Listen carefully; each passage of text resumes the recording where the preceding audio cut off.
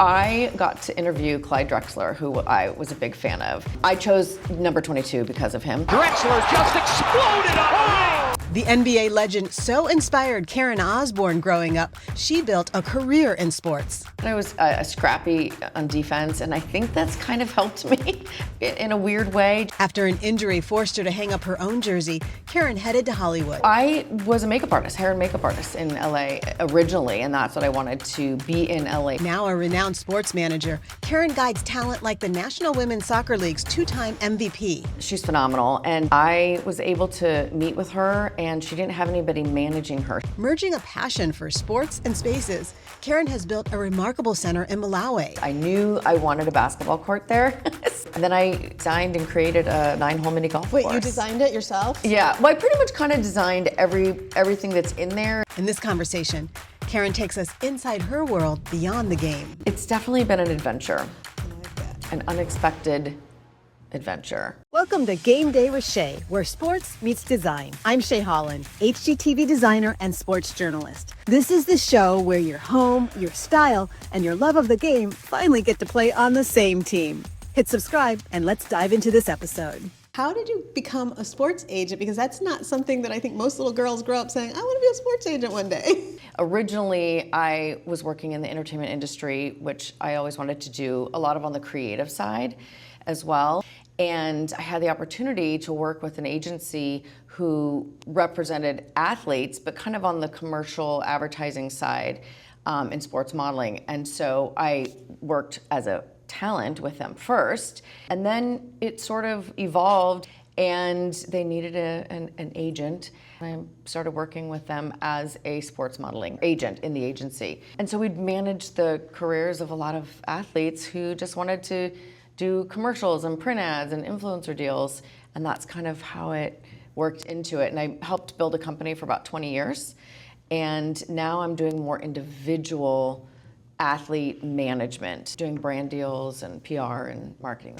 And when you first meet a big athlete, do you feel intimidated at all, or do you feel like, not really. I mean, they're people, and they're maybe very accelerated at what they do, but maybe it's just because I've worked in the entertainment industry and know a lot of people, but I don't know. It doesn't intimidate me. That's good, because I have to admit, like, Patrick Mahomes would intimidate me, and I know that your representative soccer team is, co-owned by him. But I'm like, if I went out there and saw a soccer game and then he was walking in the stands, he's one of the few where I think I would get starstruck. Like, I'm so used to it like you, but there's a few of them. Well, there are a few, of course. I remember meeting Michael Jordan way back in the day, and it was kind of cool, but I wasn't intimidated, I just was like, oh, there's Michael Jordan. You just say that so casually. Well, but it was just like, but I wasn't intimidated. So I think maybe there's different words, different people have different reactions. I got to go more into that, because that was one of my dad's favorite athletes ever. Where were you meeting Michael Jordan? When I was in high school, I went to the AC Green basketball camp. So AC Green, he played for the Lakers. And I was one of 3 girls that went to his basketball camp. The rest were guys. And that was an interesting scenario, but he always really kind of took care and, really made sure that we're all taken care of. And he gave us tickets to go watch some of the games, and it was a Chicago Bulls game. And so we got to go down. We were going to go say hi to AC, and we were down there and able to say hi, and then walked past Michael Jordan. So, yeah, it was interesting. Yeah, so much fun. For the crowd and all the kids and all the autographs, and I don't know, it's just funny. It's cute. Yeah, definitely living the dream life for some people that you are. Yeah. There's so much I want to get into with that, but first I want to back up, because you mentioned being an athlete. Yeah. So tell me about your background as an athlete. I really loved sports at a young age. I think my first sport was softball. I played in Little League. And I played basketball a lot, just in the driveway with my uncle and my cousins who played, and my dad a little bit. And as I got older into grade school and junior high, we actually had teams. And so then I got more into basketball. But I did basketball, volleyball, and softball. Oh my goodness, so you were definitely into the sports. Yeah. And did you go to college for it, or? My story's a little bit different. I didn't really want to go to a four-year college. I wanted to be in the entertainment industry and move to LA. And what I wanted to do didn't necessarily need a four-year degree, but I ended up going to a community college and playing briefly for them until I got injured my ankle, and that was the end of my sports playing career. So then I just integrated sports into a lot of what I've done since. So it definitely sounds like the sports has been part of your life pretty much your whole life. Yep. Was that because your parents were involved in sports, or how did that love of sports develop? Not really. I think my dad played a little bit of basketball, but my uncles and cousins played a lot. They're pretty known in Oregon. My uncle was a coach in Oregon, and then my cousin played basketball at University of Oregon. Go Ducks. What were you thinking when you first came to LA? I was a makeup artist, hair and makeup artist in LA originally, and that's what I wanted to be in LA for. And I worked on a couple sets, did a couple things, and as many who come to LA to do one thing, you end up doing several other things. And really started kind of honing in on different skills. I did do a broadcast journalism credit course program and decided to host my own show it was called The Fan Zone, all about sports fans, and just kind of get into that world. And that parlayed into working with, at the time, Sports Unlimited, that then became Sports and Lifestyle Unlimited, that I ultimately was the director of the LA office. Coming from Portland. So coming from Portland and then to LA, those are kind of different worlds. What was was there a moment where you were like, I'm in Hollywood? I grew up coming to LA often because my grandparents lived down here, and I had an idea of what it was. And originally, I actually started to do some makeup and work in the industry in Portland first before moving, movie of the weeks and a couple movies and stuff like that. So I got a little bit of taste of it and then moved to LA. And of course, a much different world, a bigger world.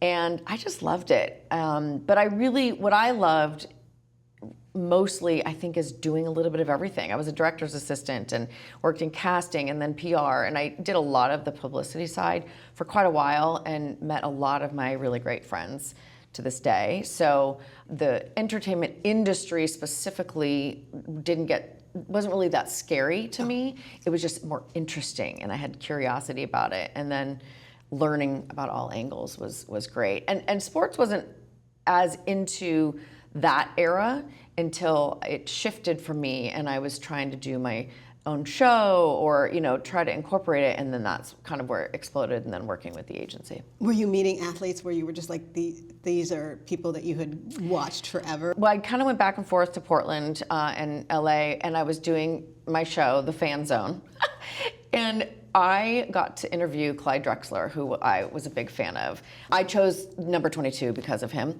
And so he was doing a golf tournament, and I got to interview like Charles Barkley and several of them. And it was just kind of surreal, like, oh, I actually get to talk to them and they're answering my questions, So that was kind of fun. Some of my, the athletes that I looked up to growing up. So that, it really kind of solidified that at least sports in some way was something that I really wanted to make more of a long-term goal. Any story you can tell me that you've never told someone else before? There's so many that I probably actually shouldn't. Give me one you shouldn't. I want one you shouldn't. Well, you don't have to mention the name. Well, it's funny, talking about Charles Barkley, when we were interviewing him at this golf tournament, this is years ago, and we were talking about sports fans and what's the craziest thing a fan has ever done to get your autograph. And he actually said, and I believe we have footage of it, he said, most sports fans are great. The rest of them should just die. I remember just being sort of stunned. And he's Charles Barkley, right. And I believe he's kind of mellowed over the years. But I just remember, being younger and looking at him, and we were taping, and I was just like, I didn't know how to react to that, but anyway, it was quite funny, actually. Yeah, he definitely has put his foot in his mouth a couple of times over his lifetime. More than once, yes. I remember when I first came here, I took a temp job because I thought I was just here on vacation. It turns out it was at one of the preeminent publications, and about a week after I'd been there temping, the person I was working for finally showed up and she said, "Okay, I need somebody whip smart. You've got the job, and you have an event tonight." And I had never really visited here. Like, I think I'd been to LA maybe once, and the event was, I said, "Well, what do I do at the event?" And she said, "You just follow Denzel Washington and Julia Roberts around, and you report back to the magazine if Oh, yeah. I know, I'm like, wait, just Denzel right? and Julia. Yeah. And that was my welcome to Hollywood. You're in Hollywood. You are no longer, in fact, I had come down from Portland, Oregon. You're no longer in Portland. Yep. You are definitely in LA. Yeah. So for somebody, who I grew up not really knowing what Hollywood was, so it was a little bit different transition than what you had. Yeah, So, that's fun though. I like that, Yeah, it took me Everybody a while. has stories. Yes, yeah. So it took me a lot longer than you probably to adjust to the world here. And then as you were doing that show of yours, what were you thinking as far as, okay, here's my plan, or how did you come into actually? Well, I think the problem is I didn't really have a plan. So it didn't really, I was doing something fun that I enjoyed, and I ended up moving back to Portland for just a little bit, and that's when I got involved with my original agency I worked with. And I shifted to doing that, and the show kind of went on the back burner. But the athletes is really what I enjoyed working with, because I knew athletes and I was an athlete. And so understanding that they were a little green sometimes and getting in front of the camera. And so because I had done a little bit of both, I was able to help and manage some of that. And then a lot of it was just making connections with brands and getting them booked on commercials and print ads. Right. And what is your advice to them when they don't have that experience on camera? Are you working with them to actually develop that, or? I honestly tell people to just be themselves and figure out ways to loosen up. Practice in a mirror, if you have speaking lines. But one of the biggest things that I always learned, even when I did like acting classes or hosting classes, is just reacting, not acting, because then it's a little bit forced. And so I always tell athletes, the form, the endurance that's needed for an all-day shoot, all of that type of thing, that's the skill that's needed for that, but they kind of freeze in front of a camera. And so just to loosen up, be themselves, and just be natural and don't act. Yeah, which is great advice for anybody. Yeah, and I love how you translated the sports in terms of, the endurance and all that good stuff that you learn. You have to, if you're doing a running photo shoot, you're literally running all day long. Go back to one, run, go back to one, run. And they're capturing things. And so you do have to have endurance. You do have to legitimately have the skill. I'm developing something that's going to be kind of for everyone in that aspect. But Not ready to that's talk for about another it. time. Yeah, that's okay. Well, you've got to come and give me the scoop when you're ready to. Yeah. So you're still working with athletes and managing, and what does that look like? Are you able to share with us, like who you're managing? And interestingly enough, the company I was working with was acquired, and things shifted, and some of us got squeezed out, and so I really had to pivot and shift to now what, and some of this. That I'm developing that's still in the works, but also I work in Malawi with my nonprofit. And while there, I was able to be connected to an amazing athlete, Temwa Chawinga, who plays, she's Malawian, that is the first Malawian to play in the NWSL. So she plays for the Kansas City Current. I was able to meet with her, and she didn't have anybody managing her. She has an agent. I always have to make that clear. She has a player's agent that does her contract, but she never had a brand manager, PR in the US. And so we spoke, we got together, and I am now her manager. And I brought her to another agency, a bigger agency that had formatted, that is just for women athletes and broadcasters and journalists and coaches and that type of thing. So I'm working with them, freelancing with them, but as her manager. So she's my main athlete, pro athlete, and then I work with a couple of other ones that are fitness models and fitness influencers, and I have another soccer player that I work with that's out of the country. So a little bit here and there, kind of building that back up. Yeah, so putting those pieces together, for those who don't know, the NWSL is the Women's Professional Soccer League here in the United States, and I know that she plays for the team that's co-owned by Patrick Mahomes, and so all kinds of connections and links there for you. And in terms of managing her, like, what does that look like on as far as your job? Like, if a woman wanted to get your job, what does that look like? Well, it is a little bit different with her versus maybe someone else who has a huge following and is known in the U.S. and an athlete here. Coming from Malawi, Africa, not a lot of people maybe knew of her, and so some of that is the cultural differences, I guess, and just getting her comfortable and really working with her to be able to do more interviews and podcasts and some more PR, and then getting brands to learn more about her. Now, she is so phenomenal that she is now back-to-back MVP and back-to-back Golden Boot winner. So she's doing that on her own. She's doing really well, but it's still kind of the personality and the management of the marketing and all of that really goes into it for me. And for me, it's the day-to-day because I'm the one that's in touch with her. It's a lot of fun, it's a lot of work, and interesting for me, a blessing for me just because I love Malawi, and so it's great that I get to kind of help her along. Did people always compare you to like the female Jerry Maguire?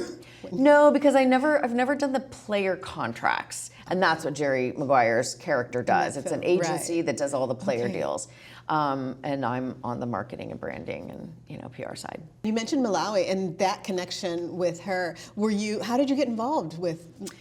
Well, I took a trip in 2008, fell in love with the country and the people, and we were doing sports clinics. My friends and I that had gone, and we were introducing a couple new sports, working with kids in an orphanage, and really saw a difference in a week, particularly with the girls.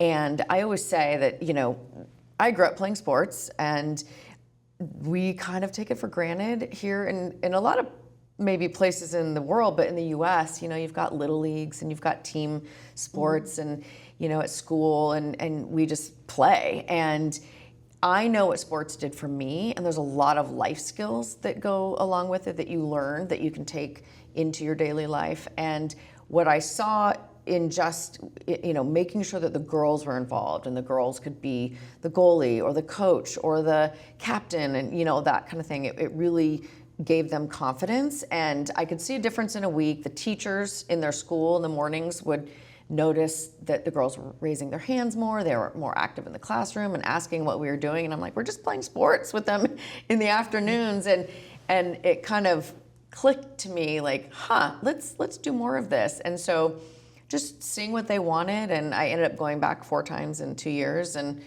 then forming my nonprofit, which the name is Kuswera. Swera, S-W-E-R-A, is play in Chichewa, and Ku is to, so to play.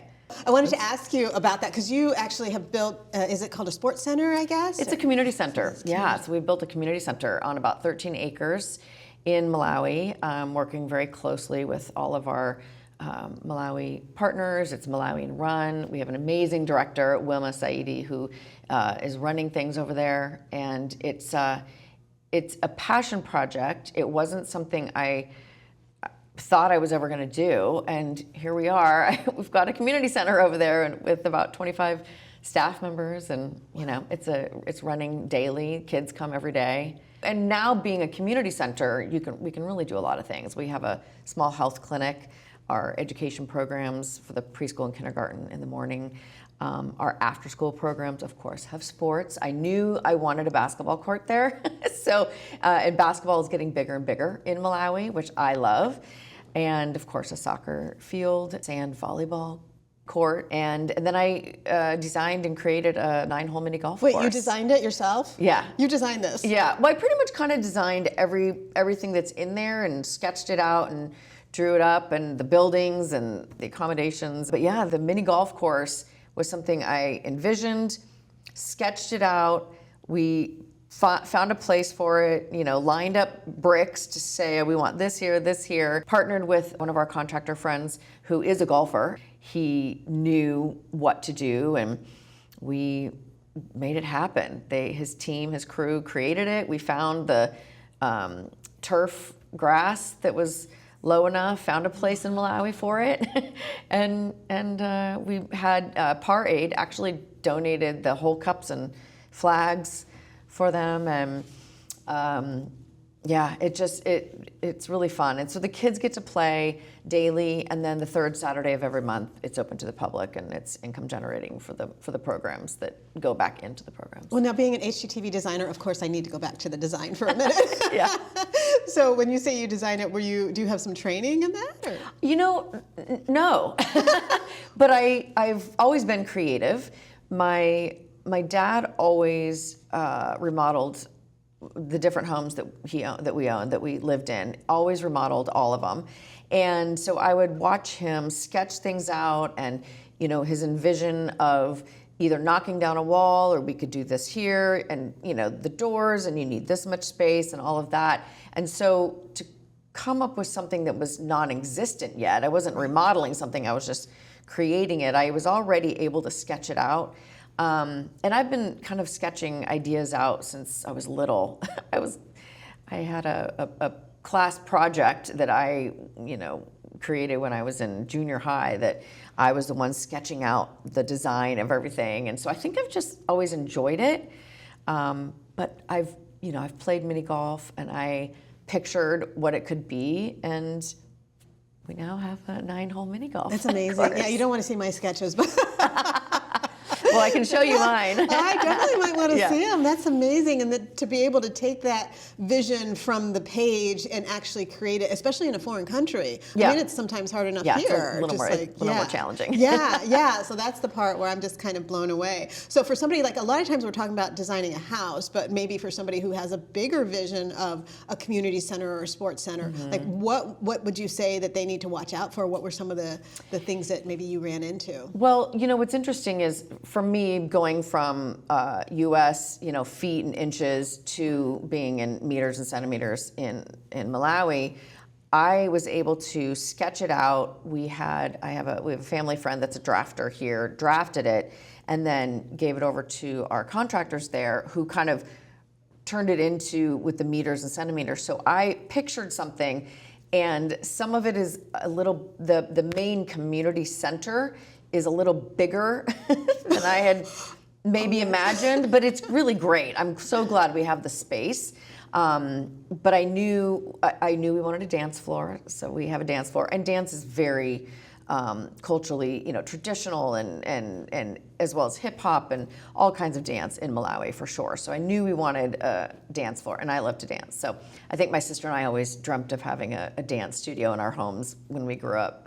Hasn't happened yet, but we have one at the community center. But we have a creative room and classrooms and a library. We have the only library in our 24 Village catchment area, and then offices, a conference room, bathrooms, and I just knew kind of where we wanted everything. And so when it was sketched, and then I go back and I see it in progress, and I'm like, wow, this is amazing. Actually really big. So it's great, but it's fun. And then we have our accommodations, our guest house, and a summer hut that I've been able to design and pick fabrics and paint and all that stuff. It's really fun, but also, our director that's there and the team in Malawi, they have a big say as well. So you're working with these world-class athletes. You've built this incredible place in Malawi. You've had this incredible career. Was there ever a moment in your head where you're like, what am I doing? All the time. I hate this term, really, the imposter syndrome, and I feel like it's often, and I don't even know if I use it right, but I just sometimes feel like, what am I doing? I don't have a clue what I'm doing. And then, I have friends and family that'll be like, wait a minute, you are doing it. Look what you've done. And so it's interesting because you have to remind yourself, like, no, I can do this.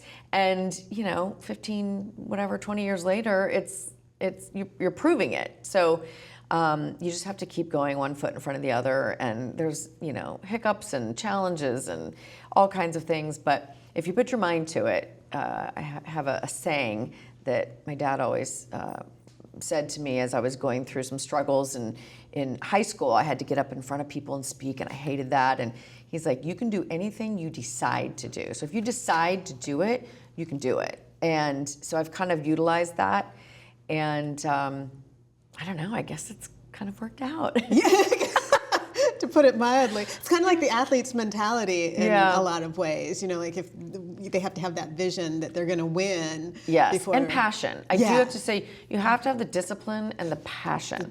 If I didn't have the passion for a lot of what I'm doing, you know, in the U.S. and even managing and really caring about that, but specifically doing, you know, Capoeira in Malawi, if I didn't have the passion for it, there's times when I would just like, I'm done. But so definitely passion helps. Do stuff that you love, because then it really just becomes fun.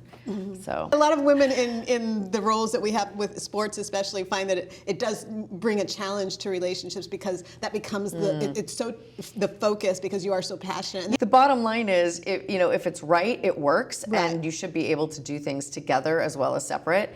And a lot of people say I'm busy and I'm traveling a lot, but there's a lot of people who are busy and travel, and you make time for what you want to make time for. Yeah. So if it's right, I'll make time for it. Yeah. Oh, that's a good point. And like when I was younger, I didn't want to be married. That just wasn't something that was on my radar. I still, if a woman chooses not to, I think that's her. Yeah, obviously, absolutely. It's our choices. Because I was so focused on my career. But now that I'm older, I will say, man, the stuff I gave up for the career, was it worth it? Yeah. I mean, I have to admit, everybody has their thing. It wasn't a priority, I guess. For me, it's just, if it happens, it happens. Same, yeah. Right? And I'm 100% okay with it. I don't know. It's interesting. I'm in the same place. If it happens, it happens, as long as you love sports. Exactly. You hear about the stories of, not nowadays as much, but, the guys are like stuck in front of the TV watching sports or out playing golf, whatever. And it's like, there's a lot of women that do that too now. So I love it. People have been saying Super Bowl next year is on Valentine's Day. Like, that's okay, just have a party. Yeah, exactly. So love and sports and all of it can coexist. Yep, exactly. Yeah, so I always ask my guests this question. If you could sum up your life in one word, what would it be? It's definitely been an adventure. I like that. An unexpected adventure, And where does the unexpected? Because if you told me 20 years ago that I'd have a community center in Malawi, I would have thought you were crazy, or that I'd be an athlete management brand manager for athletes, and maybe not that part would have been crazy, but particularly having a nonprofit that I'm running, and particularly in another country, I would have thought you were crazy. So it's been unexpected, but it's really a beautiful thing. If you could give your younger self some advice, what would it be? It would be to stay open and be ready to pivot at any time, and then that's okay. Changes are always good. It's interesting how I thought I was going to go one direction and then changed, and then I thought that was another direction and shifted, and then, so where I'm at now isn't what I originally started out thinking I would do. I know people when they're going to college or getting out of college and then trying to think of a career and all of this, most people don't end up doing what they started out doing. And midway through your years at 50, if something changes, that's okay. So just be open and ready to pivot and change, and sometimes that's when the good stuff happens. Yeah. And we mentioned a little bit about the athlete's mindset. What are some of the things that you learned as an athlete that have translated to real life that you said, okay, that comes from a sports background? It's interesting. I said I was scrappy on defense, and I think that's kind of helped me in a weird way, just to, I'm passionate about things, and things affect me, and I think I react, but just being scrappy and just continuing to go for it, and discipline, all the things that you can learn by playing sports. I think there are athletes who are just really focused, and there's some that just have their own way of doing things, and I think I was always that. I had my own way of doing things, and then that's okay, to allow it to be used into your daily life. And what's next for you?